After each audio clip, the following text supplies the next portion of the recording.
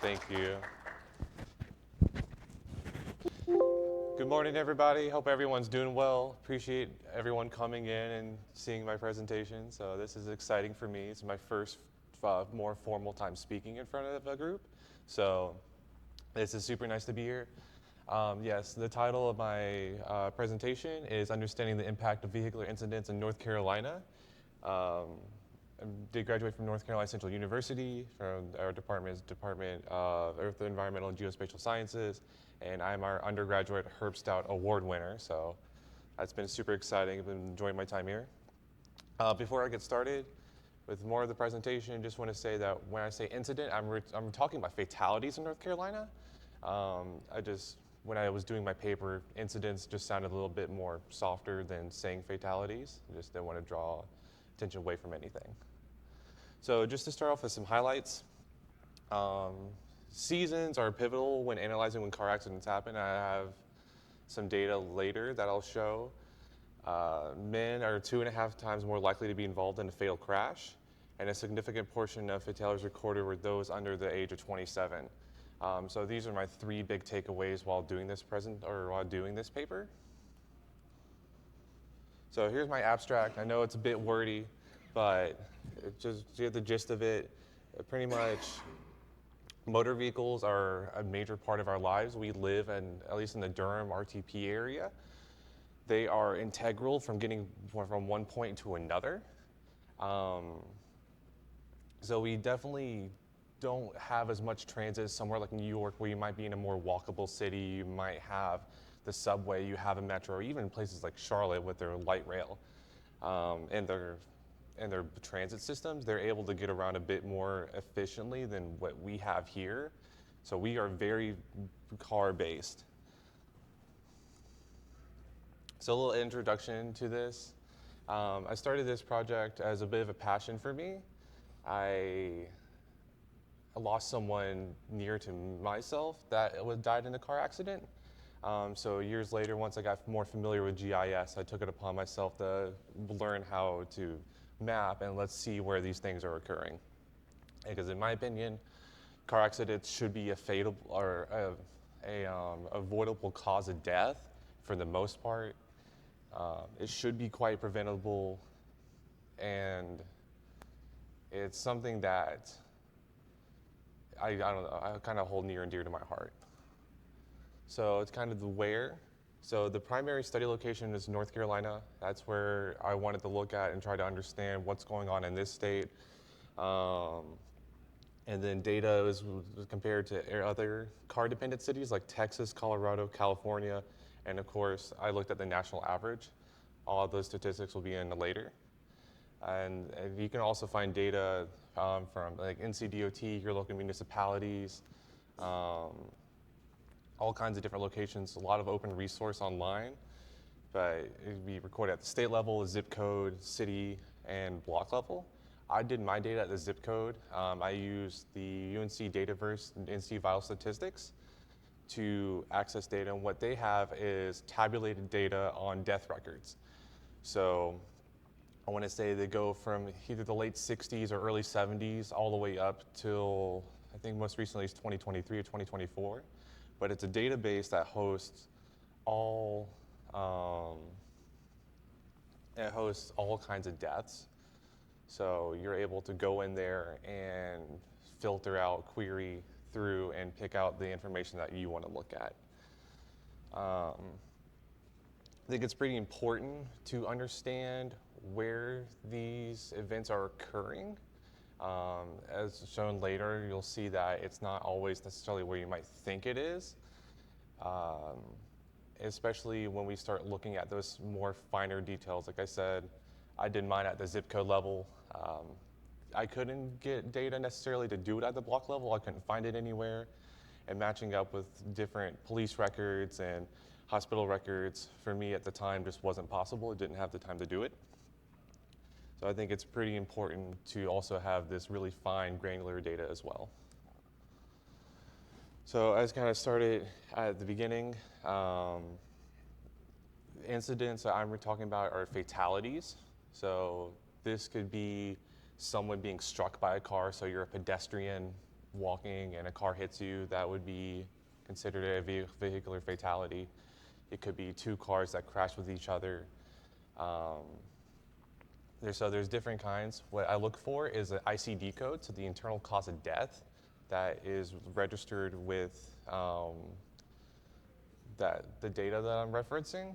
So when you look through there, you're able to filter out and query through and select the ICD codes.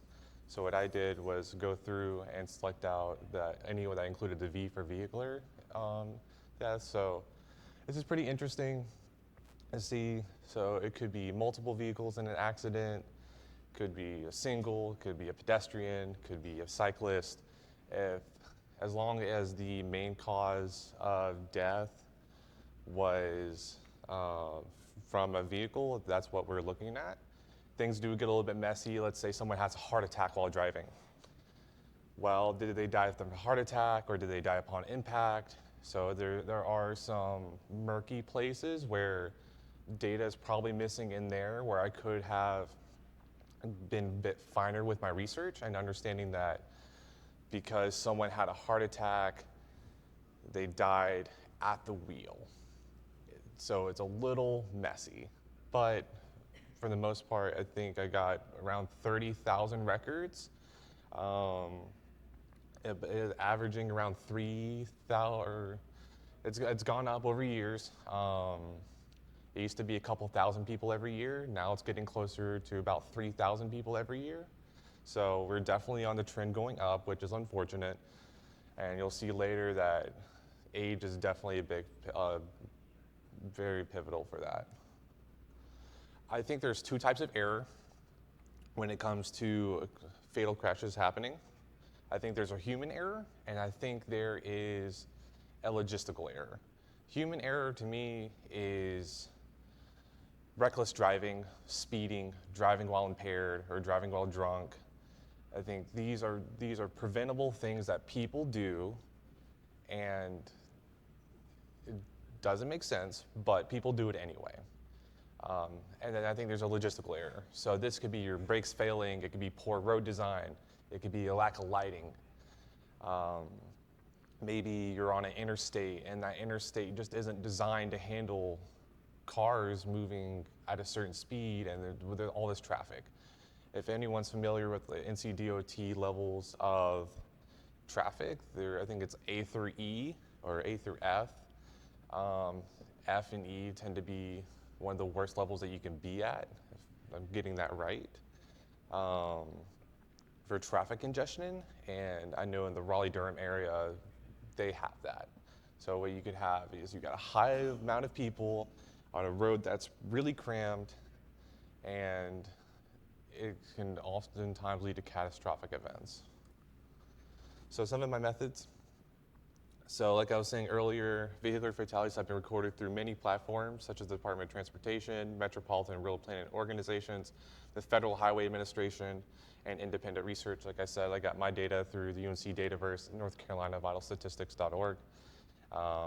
Open source, they've been super helpful with providing data. The data that I used was from 2002 to 2021 with an emission of 2015. At the time, I could not get the file format to fit into my Excel sheets. So I had to emit 2015. So there's probably between 2,500 to 3,500 records that are just unaccounted for. So it shouldn't skew my data because I've worked with 2 decades of it.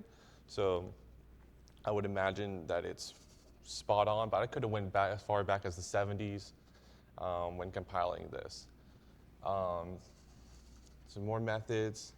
So I took tabulated data from the UNC Dataverse database, and then I converted it into an Excel file to have a CSV file to put into ArcGIS. Then make my standalone tables, and then from there, I took the years of 2014 or 2016 through 2021. And 2002 to 2014, those were combined individually because around that time of 2014 to 2016, the files and the way they were recording the data shifted. So there is a little bit of work that needs to be done when you want to use this data because they changed their formatting.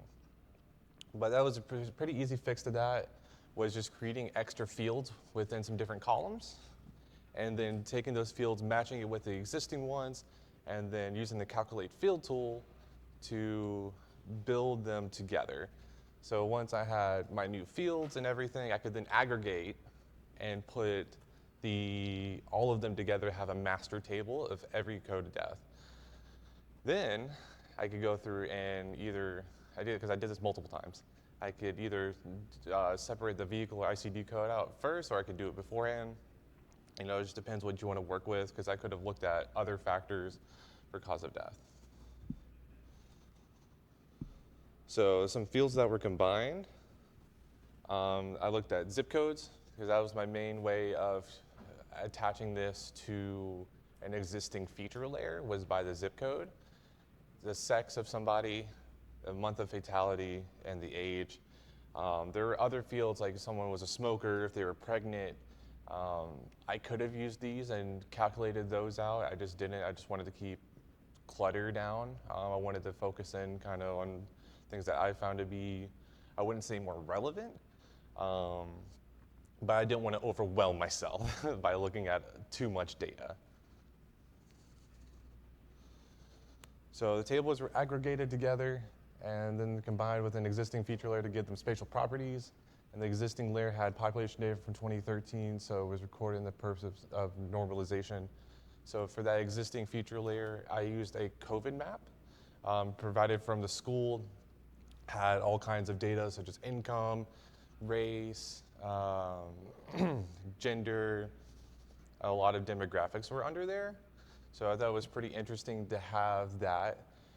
I don't know if 2013 was the best year for me to use, in all honesty, for population, considering we've grown, but I figured it was a good point. So it wasn't as early as something as early 2000s where the population was really low, but it wasn't as high as it is now in 2025. So I think that 2013 was a nice middle ground to understand that we can have a decent sized population for normalization purposes. We normalized it by zip code. So that was integral to making this happen. Like I said, we could have done this at a block level. I think that's too fine for my purposes. And a state level, of course, would have been too broad to really understand anything. The symbology tool was used to set graduate colors following the Jenks method. That way, I was able to have a nice, easy to read map and be able to understand that quite well. So first chart of the day, counts by known sex. So figure 1 demonstrates counts by sex. A and M stand for male, B and F stand for female, and Z and C are not recorded. I could not get the fields to match up in this one. I couldn't set a rule that would allow me to, at least within my experience. So I'm sorry, I apologize a bit for this having as many fields as it does. I wish it was a little bit simpler. But you can definitely see that A and M here is about 67% of all fatalities that were recorded. So about 30,000 fatalities, probably looking at 20 to 23,000 men, pretty much. So we make up a significant portion of the fatalities that have happened. 17,597 fatalities were males. So, and that's not counting 2015, which would probably add, probably another 1,200 or so to that, if we're gonna be honest with it. But I found this to be quite interesting you can definitely tell Z is an older one. So we've gotten better at recording the sex of people over time. So I think that's really important to understand as well. So there's some more information. Males on average drive around 6,408 miles more than females. So that's one possible reason that we, as I identify as male, that we tend to die a bit more in car crashes, is that we are on the road more typically. Other psychologically, it can be related to riskier behavior. So I think that's important to understand. There's that as well. This is for months. As you can see, in January February, it's kind of low. And then December and November is kind of low. But then from about April all the way through September, we had this pretty decent spike in deaths. I think there's multiple ways we could look at it. It could be people going to the beach. It could be holidays, going to the mountains. Lots of people moving from up north, coming down south. So all kinds of ways that it could be going. So like I said, the months of April through September were the most dangerous for drivers. And the spikes during the winter were minimal comparatively. And it's a pretty, for the most part, it's pretty even throughout the years. You definitely see it spike up. I think part of that could be people fly more, I think, with the holidays around, so maybe there's something to do with that. I'm not entirely sure. This is one of, I wouldn't say if it's my favorite graph, but I think it's a very important graph, especially when we start looking at these numbers. So this is a distribution of year of death. We have ages of all the way up to 100, and we have people who are only months old dying in fatalities. Or dying from car crashes. There are different ways that we have made cars safer, but people will do things that people do. We can't always make everyone be safe all of the time. So I think it's really unfortunate that we see this. This age, about 30 or so, is when we finally drop off until about 50 again, and then it declines. But this significant portion of people under 30 pass away from car crash. So, like I stated, there was a significant portion of people that died under the age of 30. The median age was 42, and the standard deviation was 27 years. I still think it's really jarring to look at this number and think I have a little brother who's 17, so male, 17, young driver, driving during the summer, and he fits this demographic. And I know for some of us, we fit that demographic at one point, so we can reflect on that and understand that we should be safer and understand there are things that we need to recognize in order to protect ourselves and other people. So here's a map of North Carolina with the frequency total by zip code, let's see, by 1,000 people.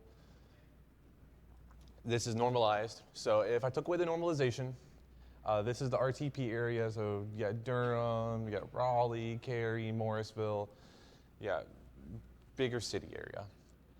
If I took away the normalization, it would become bright red and it'd be really bad. With the normalization, it is not as bad compared to other areas. We really see in this southern area and kind of out here and then over here where it spikes up. Now let's look at a map with highways on it. Well, we can see these major interstates that go through here. They're low population areas, rural areas, typically lower income. And I saw a really neat map yesterday with hospitals and trauma centers on there. Well, typically speaking, if you're in the RTP area, you're probably only a few minutes from at least a clinic. And if not, you're probably within 20 to 30 minutes of a trauma center. You can get somewhere in time. You also probably have cell signal. You're probably in an area where first responders can respond to you within adequate time to provide life-saving treatment. So I think this is pretty jarring to also see where we have this. So you can kind of lines up right through there, out through there, and there's a couple outlier areas like zip codes here. Not sure what's going on exactly, but even like in the Charlotte area, we see a similar thing once we normalize our data. So it's very interesting. So like I was hinting before, so some factors why a death may occur. Distance from a trauma center that can treat a serious injury. I think talking with some people within the medical field, hearing about hospitals closing, trauma centers closing because they're not getting enough patients, could be life-changing if there's something that does happen. Phone signal being spotty in some areas. I know driving out through different parts of the state, I lose signal, and it can be a bit problematic. The road design. Is there enough lighting? Is there proper signage? Are, are there areas being highlighted that are known to have frequent accidents? I know some areas people might struggle with having a roundabout or not yielding properly. What kind of cars are people driving? I still think the SUV is one of the most popular cars, and it's what, 4,000 or 5,000 pounds. It's pretty dangerous to drive, in all reality. So, what kind of cars are people driving? They're getting safer over time, but the human element is still something that needs to be worked on.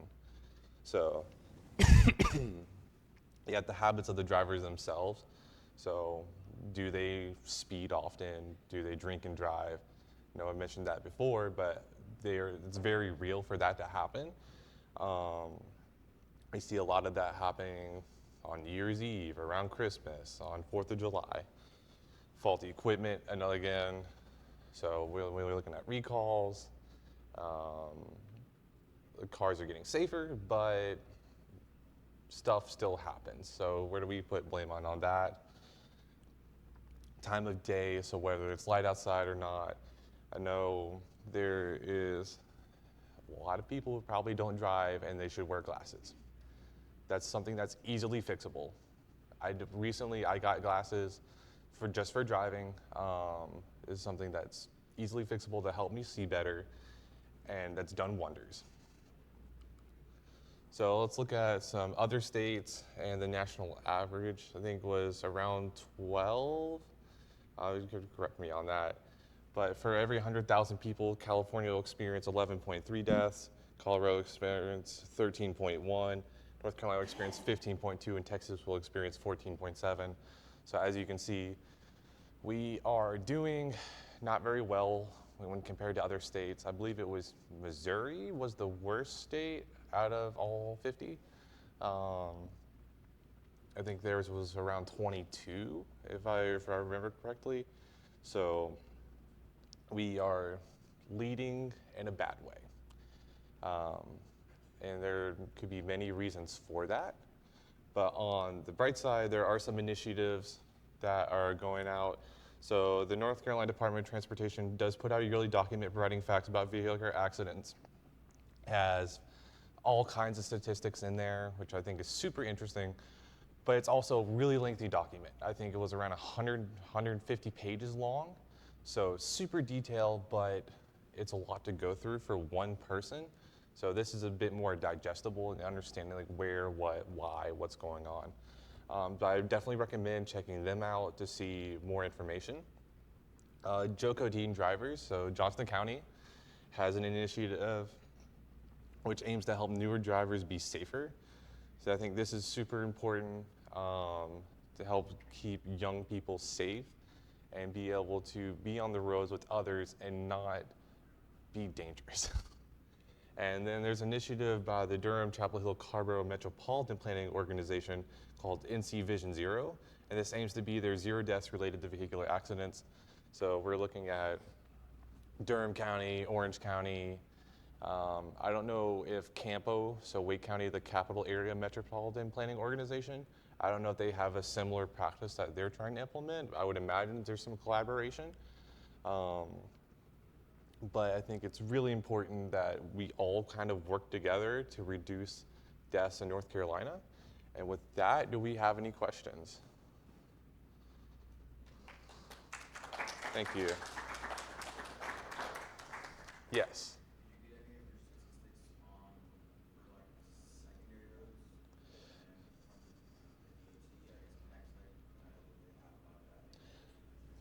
Yeah, that'd be really nice to look at. So the data that I worked with did not have roads, so I couldn't tell if it was related to an interstate, if it was on a primary road, a secondary road.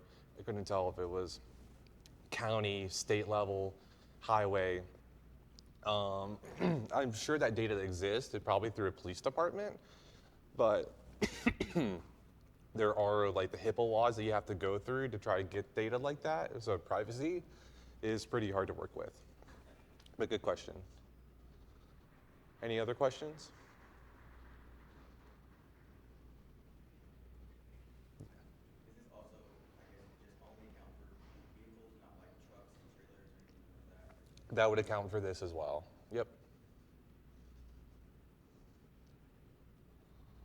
Any other questions here? Since part of the map showed areas of lower population density out in the the county areas that are quite rural, did animals come into the consideration with the statistics, like deer, stuff like that? I didn't think about that being like a major part of it. I would imagine that there is some correlation, um, being in a county area and then crashing into wildlife. So, but I didn't think about that within my study. But good question. Questions? Yeah, personally, I have a question. Yeah. Go back to the map, you showed the highway and also the frequency, but yes, this one. So this says around here, right? Yeah. So there's a lot of fatalities, but it's not the major highway, secondary road. Yeah, I think it's interesting. So like, it seems like And through also here. this area, I think this is what you call the mountain, this is the mountain area. Yep. That's why maybe the roads is not that good. But for this area, I'm curious why this area is so high. Yeah, I think what number? I can't see which highway it is, but I would imagine whatever is going on here is something to do with these highways. That's what I'm thinking about. Maybe people coming from here going over. I don't. I don't know the primary or secondary roads in the area, Okay. so. So the frequency means the count of the fatalities happened at that area. Right? That's The correct. population means the population within that zip code area. Yes. Okay. Gotcha. Okay. Thank you. Any other questions? Yeah, go ahead. That was just a comment, actually, sort of piggybacking on what you said. Yeah.